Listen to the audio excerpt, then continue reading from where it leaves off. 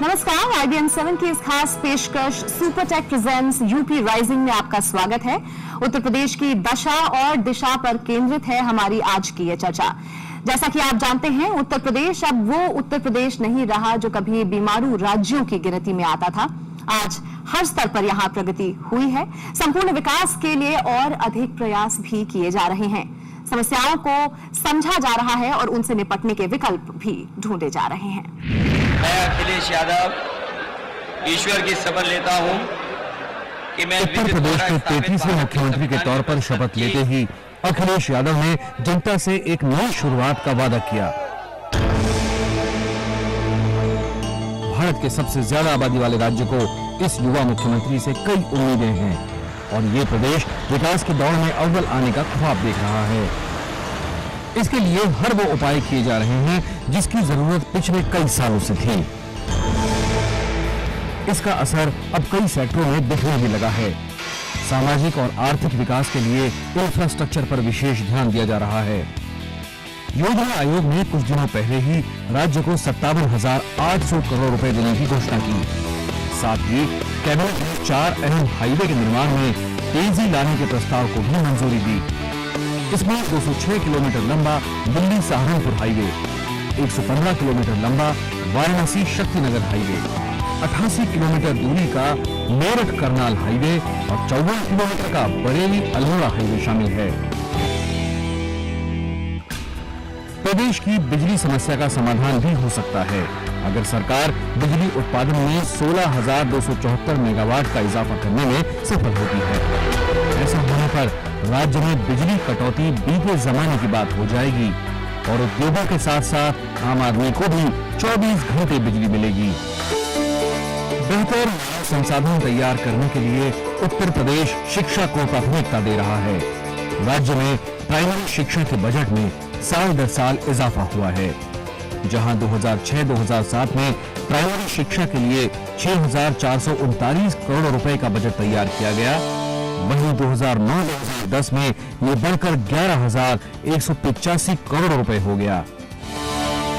1993 से लेकर 2004 तक उत्तर प्रदेश ने सामाजिक क्षेत्र में कुछ खास ध्यान नहीं दिया, लेकिन इसके बाद इस क्षेत्र के विकास के लिए निवेश में लगातार इजाफा हुआ है। अब राज्य अपने डेवलपमेंट बजट का 30% हिस्सा सामाजिक क्षेत्र में खर्च कर रहा है और इस पैसे का सदुपयोग भी हुआ है। उत्तर प्रदेश जनजातियों और दलितों के उत्थान में विकसित राज्यों की तुलना में कहीं बेहतर स्थिति में है। यह यूपी शिशु मृत्यु दर के आंकड़े को कम करने में भी सफल रहा है। यूपी की बदहाली ने ही उसकी तरक्की का रास्ता खोला है। जीडीपी के मामले में यूपी देश में दूसरे नंबर पर आता है। राज्य की कृषि आधारित अर्थव्यवस्था को 30 लाख MSMEs का साथ भी मिला है। यही नहीं, यूपी के टैक्स सेवी मुख्यमंत्री अखिलेश यादव ने राज्य में IT पार्क स्थापित करने और बेहतर कानून व्यवस्था का वादा किया है। विकास की राह लंबी है, लेकिन ये नामुमकिन नहीं है। लेकिन सही मायने में यूपी राइजिंग तभी मुमकिन है जब यूपी विकास के हाईवे पर रफ्तार पकड़ेगा। तो यूपी राइजिंग कैसे मुमकिन है, आज हम यहाँ ये जानने की कोशिश करेंगे कि इस वक्त उत्तर प्रदेश कहाँ खड़ा है और यहाँ से आगे बढ़ने के लिए किन चीजों की जरूरत है। मैं स्वागत करती हूँ स्टूडियो में हमारे खास मेहमानों का, वरिष्ठ पत्रकार Shri Pradeep Singh ji, Yogendra Narayan ji, former secretary general Rajya Sabha, आप national highway authority of India के फाउंडर चेयरमैन भी रह चुके हैं सर। बड़े बड़े हाउसिंग और कमर्शियल कॉम्प्लेक्सेस बनाने वाले, हकीकत में बदलने वाले सुपर टेक के चेयरमैन RK अरोड़ा साहब और professor Ravi Srivastava, centre for study of regional development से आप ताल्लुक रखते हैं, साथ ही JNU में इकोनॉमिक्स के प्रोफेसर हैं और उत्तर प्रदेश पर खास पकड़ रखते हैं। रवि जी, आपसे ही शुरुआत करती हूँ। उत्तर प्रदेश एक कृषि प्रधान राज्य है, आंकड़ों पर भी हमने गौर किया, GDP कंसिस्टेंट है, लेकिन क्षमता कहीं ज्यादा लगती है ग्रोथ की, प्रोग्रेस की। कहाँ पर रोड ब्लॉक है, क्या समस्या है? जैसा कि आप कह रही हैं कि उत्तर प्रदेश की क्षमता निश्चित रूप से समृद्धि के लिए बहुत अधिक है और ये भी सही है कि जब तक उत्तर प्रदेश का विकास नहीं हो सकता होता है तब तक भारत का सतत विकास नहीं हो सकता है। लेकिन पिछले कुछ दशकों का जो अनुभव रहा है वो अलग रहा है। उत्तर प्रदेश और भारत के जो समृद्धि के बीच की खाई है वो निरंतर बढ़ती चली गई है, और विशेष जो चिंता का विषय रहा है वो ये कि 11वीं योजना के दौरान भारत में उत्तर प्रदेश में जो कृषि की विकास की दर थी वो भारत के कृषि की विकास से दर से करीब 1% कम थी, और औद्योगिक विकास दर 10वीं योजना में उत्तर प्रदेश की औद्योगिक विकास दर भारत की औद्योगिक विकास दर से अधिक थी, लेकिन 11वीं योजना में ये उससे करीब लगभग 1.5% कम थी।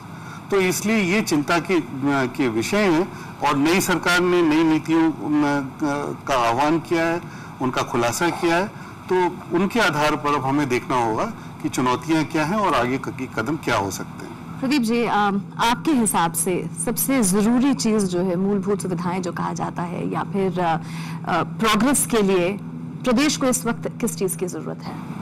देखिए, एक चीज होती है जरूरी पॉलिटिकल स्टेबिलिटी। आप देखें, आजादी के बाद से उत्तर प्रदेश अकेला ऐसा प्रदेश है जिसमें एक मुख्यमंत्री ने 5 साल का कार्यकाल पूरा किया हो, पहली मायावती थी। उत्तर प्रदेश में पोटेंशियल तो बहुत ज्यादा है, लेकिन उसके मुताबिक वो मतलब क्या कर सकते थे और क्या हो सकता था, इसका अंतर है कि जो हम कर रहे हैं और क्या कर सकते थे। निश्चित रूप से सभी सरकारों ने अपनी अपनी तरह से कोशिश की है, लेकिन हम कर बहुत ज्यादा सकते थे। स्टेबिलिटी आ जाए, स्टेबिलिटी आ जाए, एक लीडरशिप ऐसी चाहिए जो जिसके मन में प्रदेश को लेकर एक खाका हो, वो सोचे कि प्रदेश के लिए अच्छा क्या करना है। योगेंद्र जी, मूलभूत सुविधाओं की अगर हम बात करें तो जैसा कि अभी हमने देखा, 4 नए हाईवेज जो हैं उनका निर्माण हो रहा है। प्रधानमंत्री की जो ग्रामीण सड़क योजना है उसके तहत काफी काम हो रहा है। आवासीय योजनाएं जो हैं वो छोटे छोटे तबकों तक पहुंच रही हैं। गेल की अगर बात करें तो 11,000 करोड़ का प्रोजेक्ट वो यहाँ ला रहे हैं, 20,000 लोगों को यहाँ पर नौकरियों की उम्मीद दे रहे हैं वो। उत्तर प्रदेश में और ऐसे कौन से प्रोजेक्ट्स हैं जो कि आ सकते हैं, किस तरह की सुविधाएं वो ऐसे उद्योगों को दे जिस तरीके से वो यहाँ पर अट्रैक्ट हों? सुरक्षा की एक बात है, उसके अलावा और क्या क्या ऐसा हो सकता है जिससे यहाँ पर बिजनेस अट्रैक्ट हो? 3 चीज़ें मैं कहूँगा अगर इन्वेस्टमेंट को बढ़ावा देना है। पावर सिचुएशन, क्योंकि अगर इंडस्ट्री को पावर एश्योर्ड नहीं है तो वो इंडस्ट्री यहाँ नहीं लाना चाहेंगे। दूसरा, इंफ्रास्ट्रक्चर जैसे रोड्स हैं, और हमें इन रोड्स को एक दूसरा जो प्रश्न आता है कि village connectivity to the main highway, क्योंकि विलेज का, गाँव का अगर विकास होगा तो गांव का जो पैसा है वो इन्वेस्ट होगा इंडस्ट्रीज में और कमर्शियल एरियाज में। तो अगर गांव का विकास ज़रूरी है तो विलेज कनेक्टिविटी, जो हमारे 1,000 के ऊपर के आबादी वाले हैं या 500 के ऊपर के आबादी वाले हैं, तो इसमें नेशनल हाईवे अथॉरिटी भी काम कर सकती है जहाँ तक मेन हाईवेज का कंसर्न है, और जहाँ तक विलेज कनेक्टिविटी का है उसमें प्रधानमंत्री जी की ग्रामीण रोजगार योजना है और इत्यादि हैं। तो नेशनल हाईवेज एंड पावर। तीसरा जो इंडस्ट्री के लिए बहुत ज़रूरी है वो है लेबर लॉज में संशोधन करना। तो और चौथा मैं जो कहूँगा इन्वेस्टमेंट के लिए कि ये कृषि प्रधान प्रदेश है ये, तो हमें देखना ये है कि जो एग्रो प्रोसेसिंग इंडस्ट्रीज हैं इनको कैसे लाएं हम यहाँ पर, इनकी क्षमता बढ़ाएं। हमारे पास मैक्सिमम फूड ग्रेन प्रोडक्शन में यूपी नंबर 1 है, मिल्क प्रोडक्शन में यूपी नंबर 1 है, फ्रूट्स एंड वेजिटेबल में नंबर 2 है, शुगर केन में नंबर 2 है। अब एग्रो प्रोसेसिंग इंडस्ट्रीज अगर हम लाएंगे तो इन्वेस्टमेंट भी आएगा, और उसमें पब्लिक प्राइवेट पार्टनरशिप में लाइए। गवर्नमेंट के पास इतना पैसा नहीं है, तो public private partnership in agro processing industries, public private partnership in road construction and village connectivity, and additional and lot of investment in power sector. आके अरोड़ा साहब प्राइवेट सेक्टर से हैं जो कि यहाँ पर काफी काम कर रहे हैं, बड़े बड़े यहाँ पर प्रोजेक्ट्स आपने शुरू किए हैं।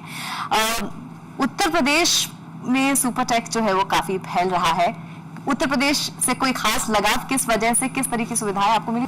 UP is the big state in India कि जहाँ पर बहुत बड़ा डेवलपमेंट का अपॉर्चुनिटीज हैं, जो अर्बनाइजेशन की समस्या है वहाँ यहाँ इसका समाधान हो सकता है, लेकिन ऐसी कुछ पॉलिसी गवर्नमेंट द्वारा बनाई जाए कि जो पीपीपी मॉडल के ऊपर कुछ पॉलिसी क्रिएट की जाए, जैसे कि पावर को लेकर है या इंफ्रास्ट्रक्चर को लेकर है या रोड को लेकर है, क्योंकि कोई भी अर्बन डेवलपमेंट हम कहीं काम करेंगे तो we need all these things. हालिया पॉलिसी डेवलपमेंट्स में आप लोगों को मदद मिली है?